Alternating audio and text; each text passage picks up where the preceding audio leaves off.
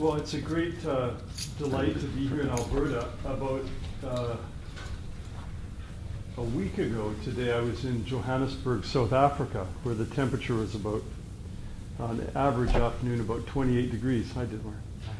Yeah, 28 degrees, and so it's now considerably less than that here, and my body is complaining, what are you doing in this frozen zone? But it's actually much better than January of this year, where I flew from Cape Town to arrive in early January and go to London, Ontario, where I was a visiting professor at Western Ontario Law School. And it was 30 degrees in Cape Town and minus 35 in London with the, with the wind chill. And I was wondering how much bigger a gap you could find anywhere on planet Earth. And it was extraordinary.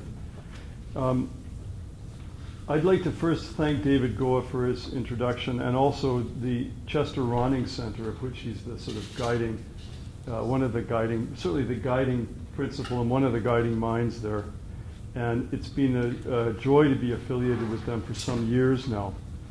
And I think it exemplifies not only the best of what is needed in religious and cultural analysis, but it fills a gap in what's needed much more widely in Canada, which is to say keeping conversations about religion and culture alive within the academy. Because as you may know, one of the aspects of modern life is that religious questions are increasingly driven out of the sight screen and driven to the side of questions about culture that are really important. And I'll touch on some of why that might be and some of what we might do to help overcome that tendency in today's paper. So the paper is called What Divides, What Joins, and Who Decides? Diversity, the Common Good, and Limited Law. And what I want to suggest as a sort of overall theme is that while we affirm pluralism and diversity, which in a sense divide or a recognition of our divisions, we must always keep in mind the principles that join us as well. And the South African Constitution preamble contains an interesting phrase. It says, whereas South Africans are united in their diversity. I think that's an elegant formulation of an interesting principle. How can we be at the same time united and yet diverse? So that's really the kind of background to this paper. And then having discussed division and unity, who decides between this soup of principles of diversity and unity? And that's often the law. And I want to ask a couple of questions about the role of the law in that process. So that's the framework of the paper. I've written the general frame up there. I plan on talking for about 45 minutes, maybe a bit longer, so that we have a time for a break, and then I hope a time for discussion.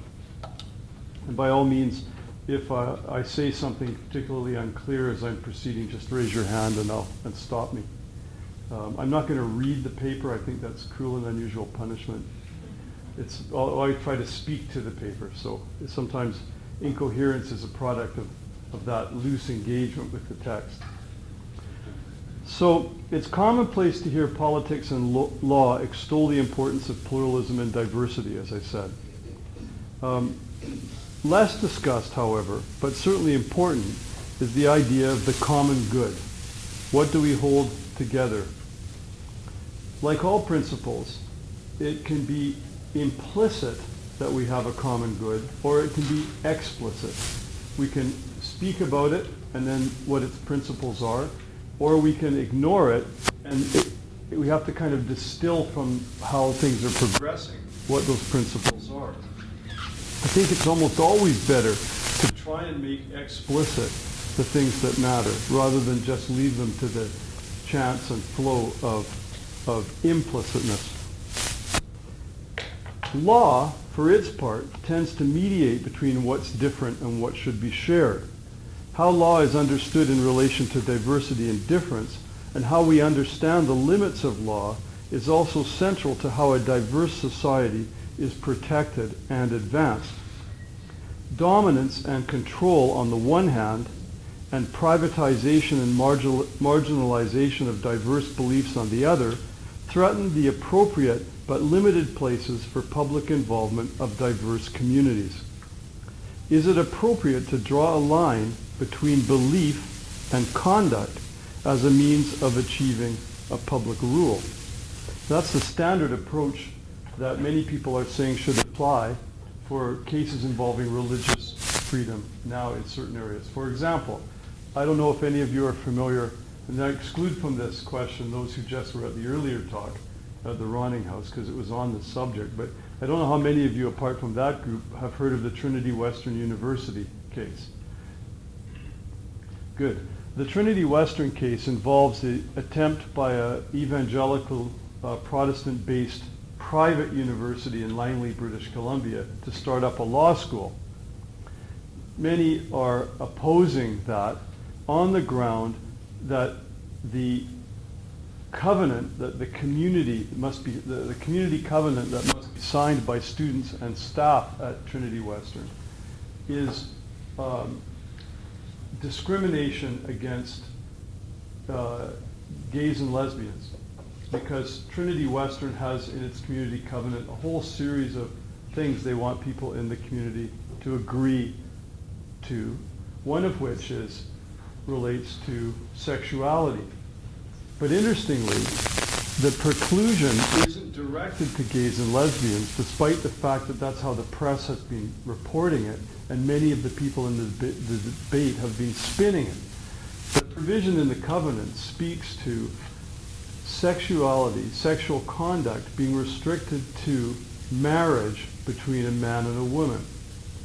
That means that heterosexual students in the Trinity community covenant are also precluded from sexual expression with each other, just like gays and lesbians are excluded. So the Trinity community covenant effectively says certain things about sex, alcohol, pornography, tobacco, a variety of things that the community there believes are important to its life, affirming what they refer to as biblical principles. Now, in the first Trinity Western decision involving the BC College of Teachers, not a law faculty like currently is being debated, leading to a decision of the Supreme Court of Canada in 2001, the line between religious conduct that was deemed to be acceptable and religious belief was that beliefs were something you could have everywhere, but that your conduct was somehow to be restricted as a religious believer. So they said the appropriate place to draw the line where religious freedom was at issue was between belief and conduct. The problem with that approach, which the Supreme Court has used in a couple of cases, is that it runs into direct conflict with something the Supreme Court of Canada said in another case that's considered very important for the freedom of religion, namely the Big M Drug Mart case back in the 80s, which was the case dealing with Sunday closing laws, where Chief Justice Dixon said that the essence of the freedom of religion isn't just the right to hold a belief, but the right to practice it. In particular, he mentioned teaching, disseminating your beliefs, and manifesting them. What Trinity Western wants to do in its law school is teach its religious beliefs, which include its religious beliefs about sexuality. So, but the court's line of division between conduct and belief goes directly against what the court said in the Sunday closing case about the right to religion, allowing the right to teach it, disseminate it, and manifest. You see? This is very important because the law is on a collision course with itself. And what this is pointing out is that there are tensions in how we understand law and society in Canada today that are unresolved and need principles to properly understand them. And I want to suggest that in this approach that I'm going to develop for you in the next roughly 40 minutes now, we might find a clue to how to think about associational diversity. That is, the difference between different groups of citizens. Because the freedom of association is also one of the freedoms in our Charter of Rights and Freedoms. It's very important. The right to associate with other people. The right to believe what you believe in association is an important part of that. One of the tendencies of our modern period is to view religious belief in individualistic terms. You have a right to be an individual with a religious belief. But that belief doesn't mean a whole lot if you can't band together with other people who share what you believe. So a focus on rights that is entirely or largely individualistic can reduce our understanding and our respect for religious associations. So we have to guard against two things: the marginalization of religious communities from the public sphere, the use of that conduct and belief thing that I pointed out a minute ago, where you're entitled to believe, just not to act on your beliefs. That's another problem. So marginalization is a problem, the belief-conduct distinction is a problem, and individualism is a problem. And all of these things line up. And in this Trinity case that I discussed earlier, and in various ways, contemporary legal cases are showing that attacks against religion are making the attack in those ways. Individualism, marginalization, which is to say your religious group is entitled to believe what it believes, it just can't try and influence the public sphere. But in going back to what Chief Justice Dixon said about manifesting, teaching, and disseminating beliefs, you have a right as believers in whatever tradition you're in to be in the public sphere, in this sphere. So now to go back to the framework. Pluralism, diversity, and multiculturalism are used frequently as terms to describe what our society is like. And these terms, though they don't appear in our Constitution, but they do in the South African Constitution, and they appear in various texts around the world in different ways, show us that they do provide part of the wider framework within which our constitutional principles are going to be analyzed. Alongside the terms of difference, pluralism and diversity and so on, are terms that suggest commonality. Therefore, you'll see that in certain statutes, the term public interest is used. Or in social doctrine of the Catholic Church and in some of the other religious traditions, there's an understanding of the common good. And this leads us to think about what's shared rather than simply what divides. And to these may be added the vaguer terms of the day, which are frequently used, terms such as national or Canadian values, or constitutional or charter values. Now, on some issues of litigation, both sides go into court arguing that their position best represents the shared language. This is the best thing for Canada, and so on and so forth. Or this is the closest thing to charter values. And so what we need is to try and figure out how to explain how we live together in a way that gives everybody both a chance at their individual and community life of difference within a context that recognizes what we share together. And that's very difficult, because we are at the same time as all of this language of general language like equality and non-discrimination is being used on cases involving things like same-sex marriage or what have you. We're also trying to figure out how different communities can coexist with disagreement. This is very important. We need to find a way that we can understand disagreement without calling it an attack on dignity of the other group or person. One of the moves of our time, and it's very sloppy, but it's prevalent, is to say, if you disagree with my view, you're attacking my dignity. And that cannot be right. In our labor law, we allow picketing, we allow labor disputes, and what's said on those picket lines and around them uses often what we used to call it the labor board, industrial language. Or what G.K. Chesterton called the use of theological terms to which no doctrinal consequence is attached. So, in both cases, we have a recognition in our law of labor laws, that people can have robust disagreements, they can yell at one another, they can carry picket signs calling one another scabs, etc., etc. And that's all part and parcel of our freedom of expression. But when we turn to issues around certain things like sexual orientation, all of a sudden, disagreement is shrunk, and you're no longer permitted to disagree. Trinity Western University, its community covenant on different approaches to sex becomes a lightning rod for a whole series of public debates about sexual identity. And people are saying, because you don't accept my sexual identity, you are attacking my dignity as a citizen or as a person, and you should not be entitled to do that. And the religious communities, when they're faced with charges of being homophobic, it's one of the big terms of the time, homophobia. No one wants to be homophobic. When they're faced with this term, they kind of shrink back because they don't know how to meet that term. And I reject the term homophobia. I think it's what Charles Taylor calls a portmanteau term. It's like a suitcase. You can put anything in it. And it doesn't help the clarity of the debate to use the term homophobia. I completely reject it. I never use it, and I never allow anyone to use it in my presence without asking them to define precisely what they mean.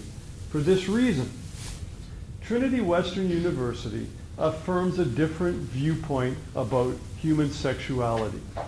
Why do they do that? It's based on their understanding of biblical principles. They're a religious community. They have the Bible as their basic text, and they believe their reading of the Bible leads to a particular interpretation about sex. So they want to say, here's what we believe about sexual conduct. And they say it to heterosexuals as well as same-sex people. Now, that is extremely controversial at a time when people don't want their sexual conduct to be judged by others. But in our Canadian law, when we brought in same-sex marriage through the Civil Marriage Act some years ago, the legislators were careful to build into that legislation the right to have a different view on marriage. And in the preamble to the Civil Marriage Act, it expressly says, whereas Canadians hold different views on marriage. So, and they said it like this in the preamble. Whereas it is not against the public interest to hold and publicly express diverse views on marriage. Did you know that was built into the marriage legislation? You won't read it in the papers. You won't hear it in the framework that CBC uses to describe the debate. Further on, it says, section 3 and 3.1, it says, religious officials are not forced to perform same-sex marriage if it goes against their religious beliefs. This is the federal law on marriage, says that. Okay, so what's going on that principles of public interest are being used to shut down Trinity Western University when the very legislation that brought in same-sex marriage expressly allows them to have different viewpoints on same-sex marriage? What we're seeing is a political debate being dressed up as law. It's very significant. The law is capable of being characterized and mischaracterized for the sake of political ends, to win an outcome.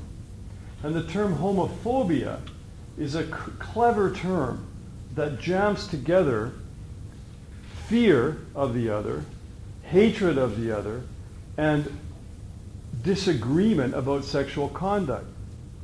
Hatred is not something we like. Hate speech is something we've tried to legislate against. But dislike and disagreement are perfectly acceptable legal positions to have about anything in Canada or any free and democratic society. But the term homophobia is used as a blanket smear against anyone who disagrees with a particular sexual conduct viewpoint. That's why I reject it. It's a slippery, nasty term used in a culture war to effectively rule any opposition out of order. And I think it's an impermissible and dangerous term. Are we clear on homophobia being a problem? Okay, now watch how often you are going to see that term used in these debates. And now understand why, because free and democratic societies like Canada allow divergence on various things, like sex, like religion. We allow people to differ about religion. It's part of our freedom to say, I'm this and I'm not that. Similarly, with respect to sex, we should be able to say, I'm this and not that.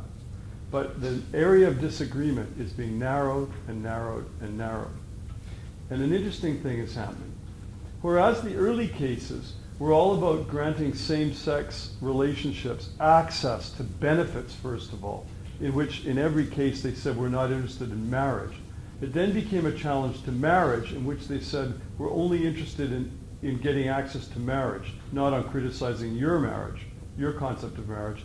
Now, in Trinity Western, we can clearly see the third stage is, it's not only that we've got access and to the category of benefits and then marriage, now we want to shut down your conception of marriage. So the Trinity Western University arguments turn in part on the nature of the public sphere, and people are saying things like, but Trinity Western University wants to graduate people into the public realm of lawyers. If they're going to be lawyers and publicly licensed, then they have to have a viewpoint that embraces our idea of sex. Really? Where'd you get that idea from?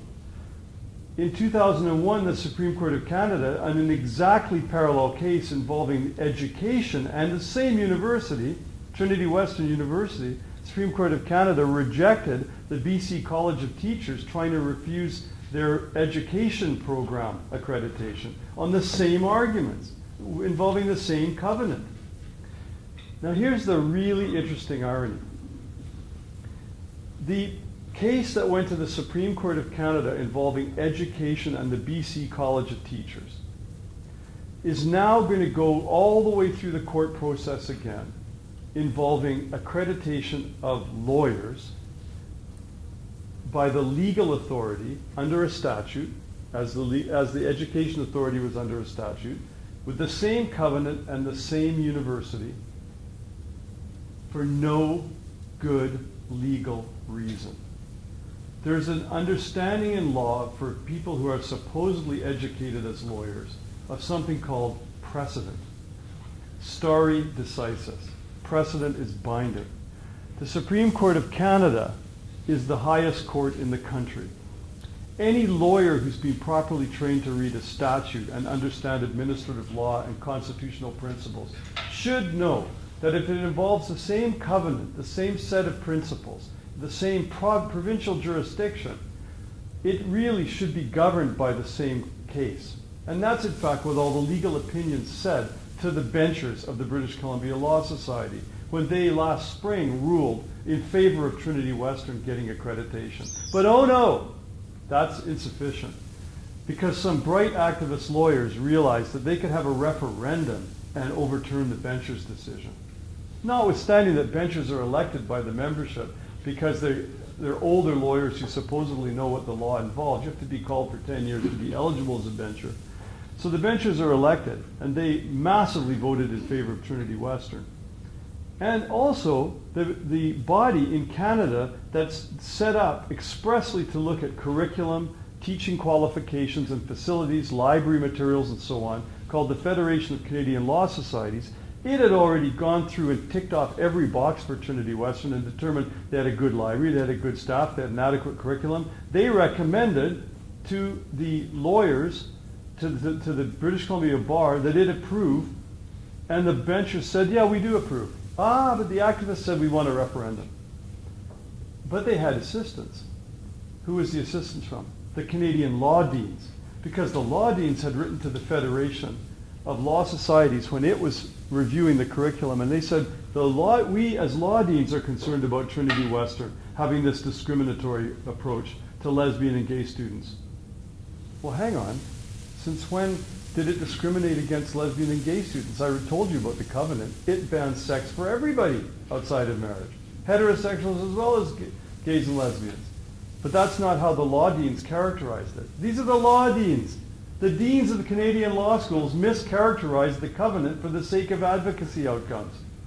Not a single dean dissented from this. So now you have the law deans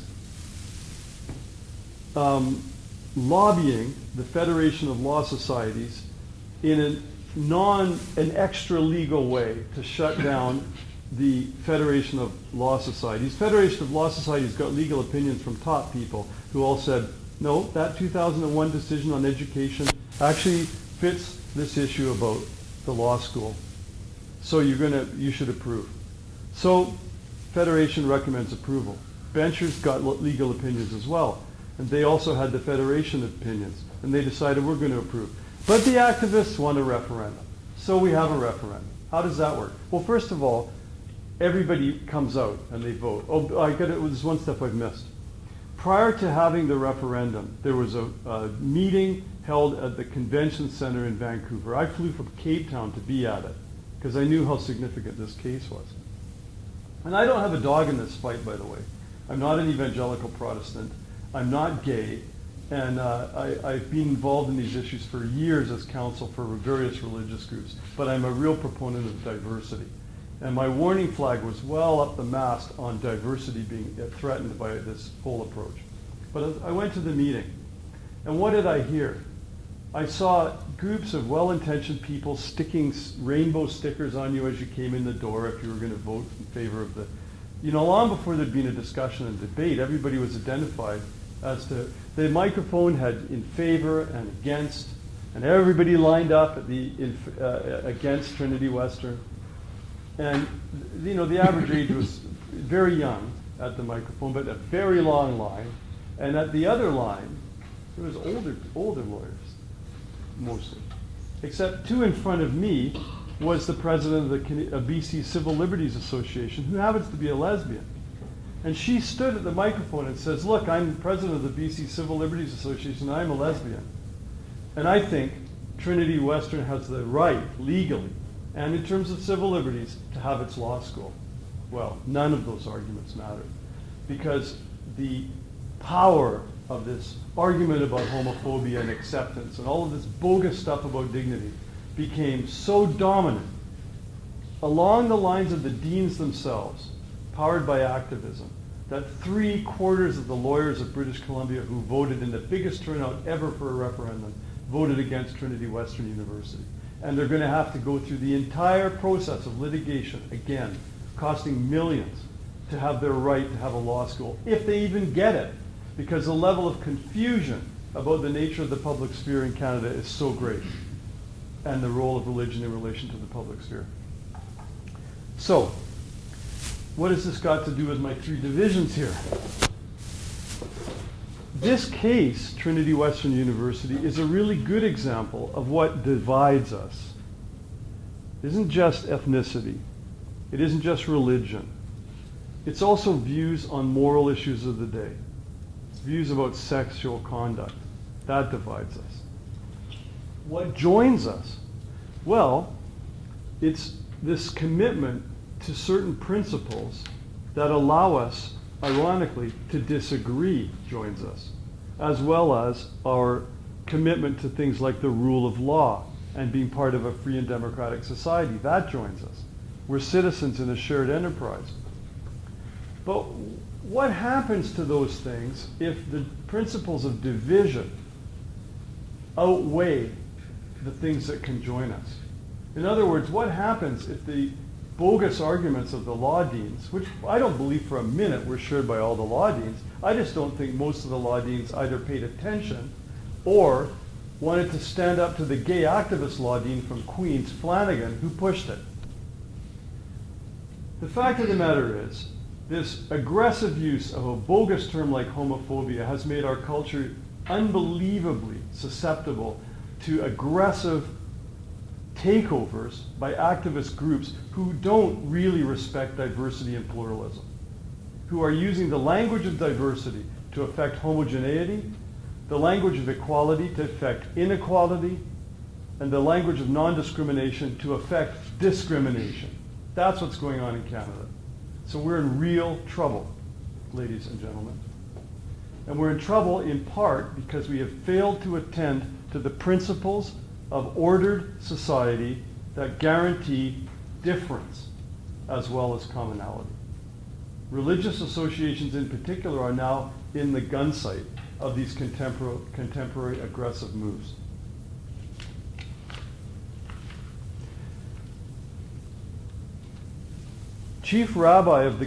Former Chief Rabbi of Great Britain, Rabbi Jonathan Sacks, said this about pluralism.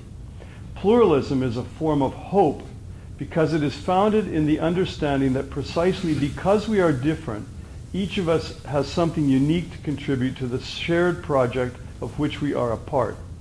In the short term, our desires and needs may clash, but the very realization that difference is a source of blessing leads us to seek mediation, conflict resolution, conciliation, and peace. The peace that is predicated on diversity, not on uniformity. Covenant tells me that my own faith is a form of relationship with God, and that one relationship does not exclude any other, any more than parenthood excludes a love for all one's children. Now, that's from his book, The Dignity of Difference. What's under threat now in Canada is identity. And when identity is threatened in associations, you have the seedbeds of violence.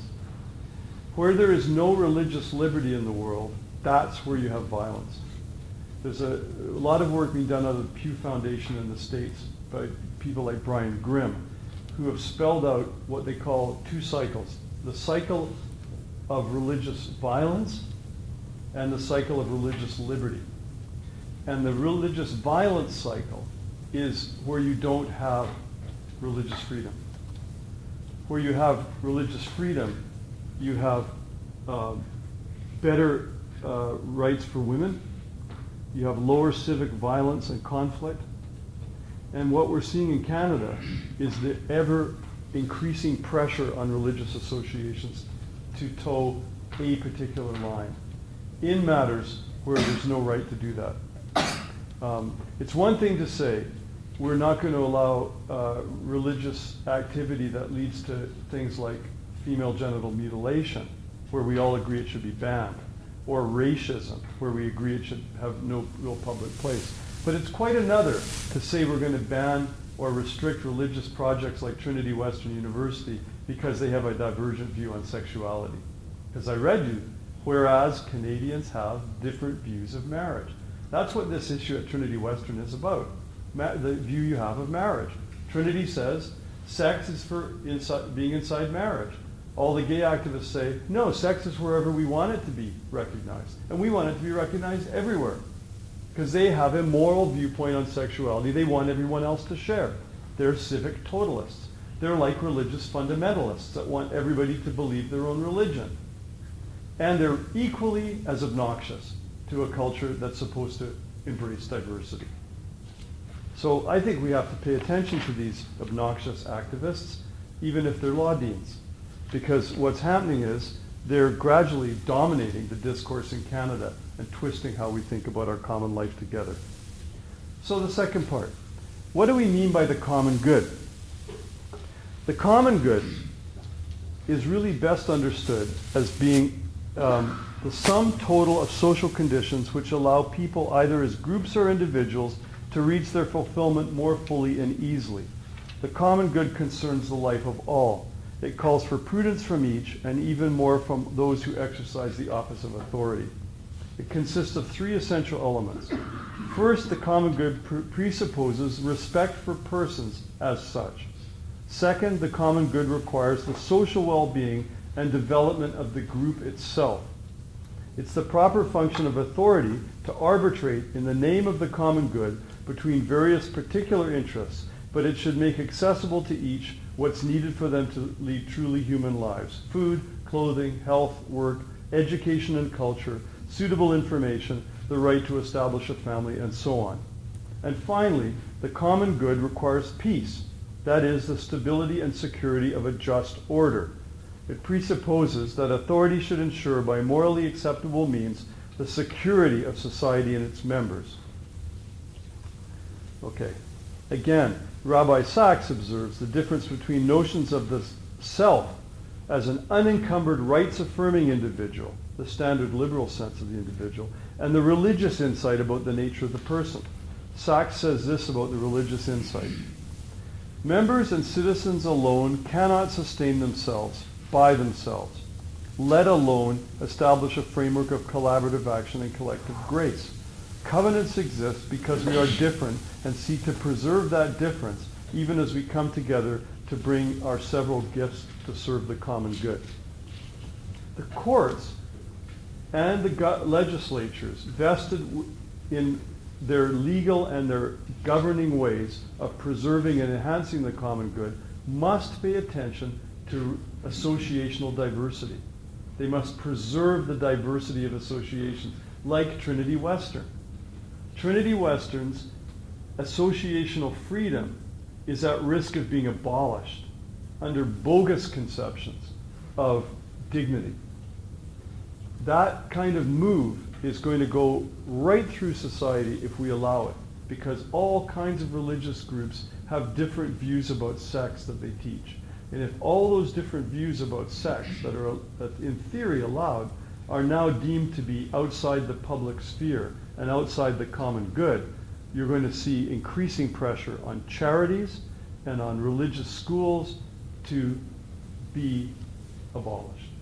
And this is nothing new in the world. Regime after regime throughout history, particularly in the 20th century, has seen religious viewpoints expunged step by step by step.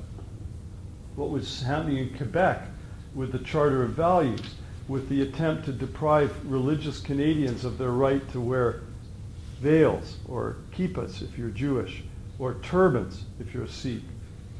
This move in Quebec, it was the beginning of a kind of laïcité that I know well living in France, which bans people from those who wear those kinds of things from any public office. You can't be a magistrate and wear a turban in France. You can't be a magistrate, you can't be a turban wearer or a Jewish kippah wearer and have a job in any French public office. And they call that neutrality. It's not neutral. An atheist judge in South Africa, who's a good friend of mine and one of the best judges I know anywhere in the world, Albie Sachs, wrote this about religion and culture in a decision called Christian Education, and I want to bring it to your attention because it's the best passage I've ever read on religion and culture. And there's nothing like it in a single Canadian decision anywhere, because our judges hold religion with a long pair of tongs, and they pinch their nose at the same time. We are afraid to speak in Canada about the importance of religion to our society. We are afraid of it, and we cannot afford to maintain that fear. Here's what Justice Sachs says. Ironically, my friend is an atheist, but he writes the best passage. Better than any of those Catholic judges who have sat on the Canadian Supreme Court since the year dot. They've written nothing good about religion. Here's what Sachs writes. For many believers, their relationship with God or creation is central to all their activities. It concerns their capacity to relate in an intensely meaningful fashion to their sense of themselves, the self, their community, and their universe. For millions in all walks of life, religion provides support and nurture and a framework for individual and social stability and growth. Religious belief has the capacity to awaken conceptions of self-worth and human dignity which form the cornerstone of human rights. It affects the believer's view of society and founds the distinction between right and wrong. Now note here that what Justice Sachs is pointing out is that religion has a strong social dimension. So he doesn't fall into the trap of individualizing it. He certainly doesn't marginalize it in the way people are suggesting with Trinity Western. And he's a long way from suppressing it. Okay.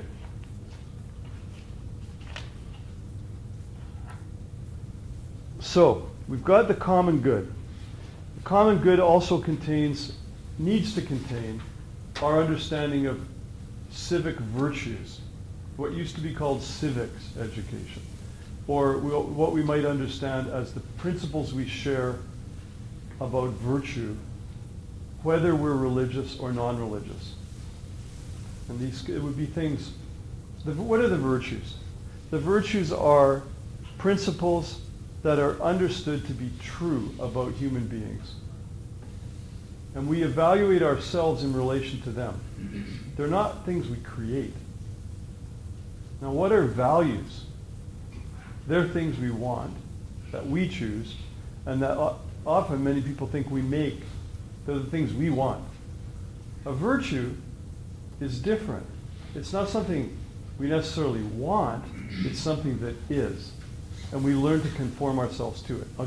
I know this may sound fuzzy, but let me make it clear. In a world of values language, which the philosophers tell us really came into being in the 19th century with Nietzsche, and then Nietzsche was the philosopher of the will. After Nietzsche, we have his influence on the social sciences, particularly Weber. And through Weber into the social sciences, this language of values starts to become bigger and bigger and bigger. Values are what you choose. What are they? Doesn't matter. They're anything you choose to be important in your life. A virtue, yes, you choose to understand it and live in relation to it, but you don't make it up. And here's the really interesting thing. As Albie Sachs said in that passage about religion, virtues inform our conceptions of right and wrong. What do values inform? Who the hell knows? You have your values, I have mine. Whether ours meet, who knows? If they don't meet, who knows? What are Canadian values? Who knows? What are charter values, a term our judges like at the Supreme Court of Canada? Who knows? Who knows what values are? George Grant, the Canadian philosopher, said, values language is an obscuring language for morality used when the idea of purpose has been destroyed. He said that's why it's so widespread in North America. Well, I'd have to correct him there. Values language is widespread everywhere now. But it's in all Western European languages. It all originates about the mid-19th century. That's when it starts to be, when Nietzsche's philosophy and ideas are becoming dominant. The same time as secularism is coined by George Jacob Holyoake in 1851. The term secularism, the movement of secularism, which is the driving of religion out of the public sphere, arises about the same time as the language of values comes to dominate moral discourse. Isn't this fascinating? This is fascinating. Older people will know that when they went to school, the education did not focus on values. Is that right? It's true, isn't it? You didn't grow up in your school as kids talking about values. You were told about things like right and wrong, things you should do, manners, morals, what was right and what was wrong to do. Language of virtue is much, much older. It goes back to the Greeks. Its beauty is that it's shared by every single religion. The book that describes this in general terms, he doesn't deal with values language because he didn't understand it really, is C.S. Lewis's Abolition of Man. In that book, which Walter Hooper, his literary executor, says is the most important book he wrote, Lewis points out what he calls illustrations of the way, or the Tao, are found in every religion and ethical tradition, even if they're not religiously based. And amongst those ethical traditions are the Greeks. And out of that Greek and later Judeo-Christian tradition emerges four cardinal virtues: justice, wisdom, courage, and moderation. Okay? Justice, wisdom, courage, and moderation. To that set of cardinal virtues from the word cardes, meaning hinge, because everything turns on those four things, are three theological virtues, given particularly by the Christian tradition. And you all know what they are, but you may not know them in this framework. But they're faith, hope, and charity. Sometimes you see women wearing a necklace has a heart on it, an anchor, and a cross. Faith, hope, and charity. The faith, hope, and charity are the theological virtues added to the cardinal virtues. The theological virtues were understood by the tradition to perfect the natural virtues. Because, and we all know how to say this, the greatest of these is love. Love perfects our understanding of justice and everything else. Now note about virtues, that virtues are not simply things we choose and create ourselves. They're something we learn about and adapt ourselves to. But they don't avoid ourselves, because we have to understand our nature in order to conform our actions to the virtue. So, with respect to the cardinal virtue of courage, am I, in my first nature, timid, a coward, or am I rash and dive in too quickly rather than moderate my behavior to hold back? Depending on the assessment of my primary nature, I have to adjust it to develop the habit through moderation of appropriate courage. In other words, if I'm a coward, I have to learn to be more courageous, less timid, to stand up for the rights of others. If I'm the first guy across the table in the bar over the slightest statement the guy or woman across the table makes, I have to moderate my excessive zeal for involvement down to be less courageous, in a sense. So myself, I'm adjusting my first nature till something else becomes a habit and my second nature. You've heard the phrase, it's second nature to him? That's where it comes from. Our primary nature is adjusted through habitus to develop the virtues that become second nature to us. They become the moral way of living to virtue. Now, what I've just described, and how long did that take? 5 minutes? I think you'll agree is a little richer and deeper and more useful than values. Do we agree about that? And yet values is dominating our political discourse. How many politicians talk about Canadian values? And we all nod. Oh yeah. They're meaningless because they can mean anything to anyone at any time about anything. For example, room full of Canadians. Hey, let's have Canadian values in relation to abortion. Oh, we don't all agree? Oh, really? Oh, you're pro-life and you're pro-choice. Oh, I guess, well, let's leave that one aside. Okay, let's have Canadian values on the military. Oh, we don't agree? You're a pacifist? You're an aggressive military. Okay, let's move that one aside. We could go down the list of every single major topic, immigration, the environment, business, you name it, law itself, and we would discover that what we thought were Canadian values that gave us clarity give us precisely nothing. And that is what we're teaching in public education. Some variation of values clarification. We've abandoned the idea of a virtues-based moral curriculum.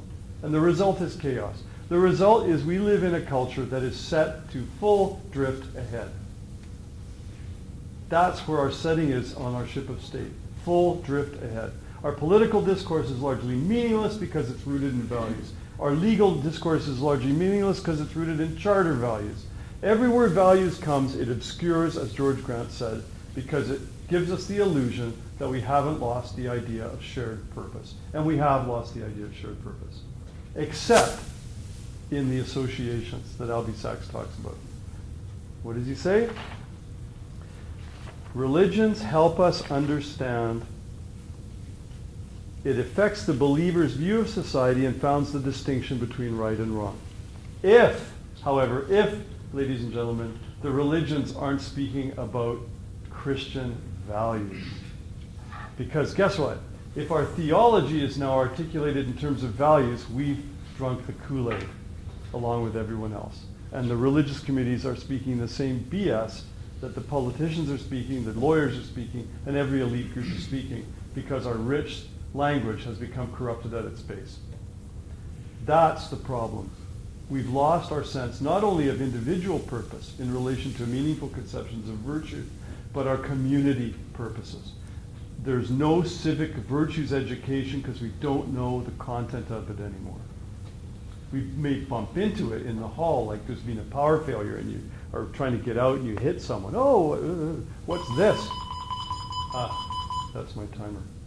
So I'm going to stop. But, so, now the role, quickly on the role of law. It flows from what I've said, that if we seek to determine the nature of associations and their role by law alone, we are going to ask that rich world of associational life that can frame our understanding of virtue. We put it at risk of being limited by law. Now go back to Trinity Western.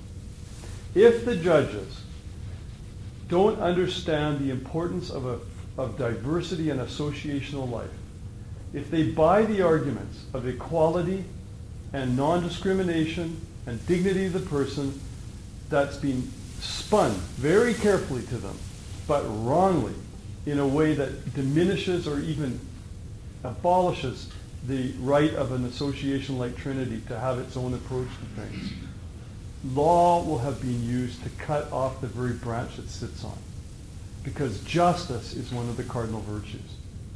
Justice is only meaningfully understood as a civic virtue if it's breathed through associational diversity. Let me say that again.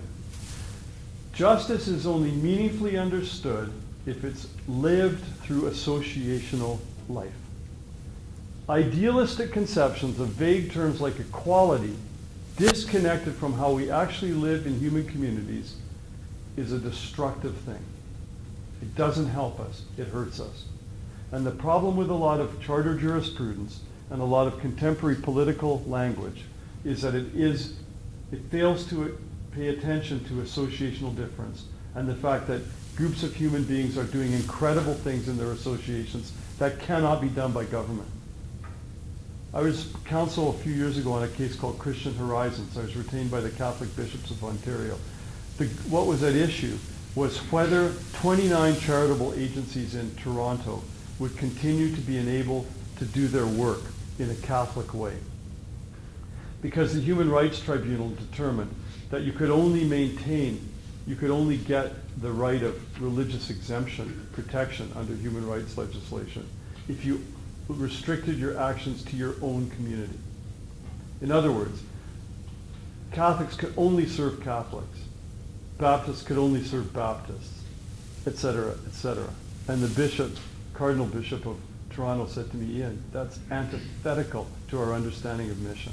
We never ask at any of our projects for a baptismal certificate before we do our work. And that's the last thing we want to do.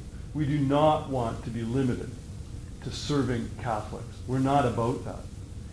So in the court, I said to the judges, imagine an In from the Cold program in which people are met at the church basement and asked the question, are you a member of this church? We can't let you in here unless you're part of our denomination. That's absurd. That goes against everything we should be believing about service to other people in our society. And the judges agreed. They struck down that part of the human rights decision. But it shows how lunatic some of the approaches that are out there are to religions. They don't understand religious mission. They don't understand diversity. So the third part, limits of the law. That last point, convergence. That's the idea that the law is going to drive us all to agree on the same thing. Go back to Trinity Western. Should it have its law school? Should it be able to teach different things about human sexuality? I may not agree with their approach. I certainly don't agree with their approach on alcohol. Yeah, I'm Scottish. I love Scotch whiskey. It's in my genetic makeup. Now, but do I respect their ability to say what they say about alcohol? Yes, I do. People can have that view if they want. And I'll defend it because I believe in diversity. With respect to sexuality, should they be able to teach what they teach about sex? Yeah, they should. Because it's not in that limited category of things that we need to ban, like female genital mutilation or cannibalism or anything weird like that. Those kind of things we can say with confidence shouldn't be part of our national life together. But things like differences about sexual conduct, like differences in religious belief, we need to tolerate. We need to be a tolerant society of different viewpoints because we're going to learn from each other in our differences. And that's at risk. If the law is not limited by its understanding of context, of diversity and association, the law will become convergent. It'll start forcing everybody to agree to the same thing. And if you want to understand how law can be corrupted that way, read Alexander Solzhenitsyn, The Law Under Barbed Wire, in his Gulag Archipelago. And there he points out profoundly how the law can be used to coerce and suppress freedom. So law must be limited, associations must be encouraged, the common good matters, and we should beware of attempts to draw a line between conduct and belief. Okay? So I'll conclude by saying just this, that in constitutional law, it's been recognized by one of Canada's leading scholars that there's a dialogue, as he put it, between the courts and the legislature. A dialogue. But he's wrong, with great respect to him. It isn't just a dialogue that we have in Canada. We have and desperately need a trialogue, which is a conversation between civil society and all these associations, religious and NGOs, all these other groups, and politicians and the law. We need to breathe life into and encourage civil society against the increasing restrictions of the law. And at the moment, the temptation of law to ever expand into the proper realm of associational freedom is something that needs to be resisted in order for us to maintain a free and democratic society in Canada. Well, those are the comments I wanted to share, and I very much look forward to questions and exchanges.